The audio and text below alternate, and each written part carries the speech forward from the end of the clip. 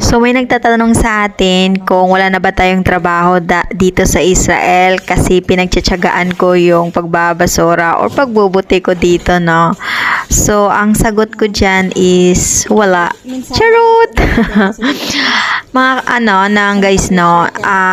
Of course may trabaho tayo dito. Pero yung pagbabasura kasi natin is extra na yan, extra lang yan na pinagtiyatsagaan ko dahil nag-i-enjoy tayo sa ginagawa natin na habang nag-walking is mayroon tayong nakikita na mga buti dyan sa labas na iniipon ko at binibinta natin at I'm so blessed and so lucky na walking distance lang kasi ang pagbebentahan dito ng buti sa trabaho ko. Kaya ginagawa ko, pinagtiyatsagaan ko yan na mag-ipon ng mga buti at mabibinta. So ngayon, 'di ba, iipunin natin yung challenge ko kasi sa self ko na try kong iipunin yung mga kita natin sa pagbobuti at sa na-realize ko na wow, may pira talaga sa pagbobuti.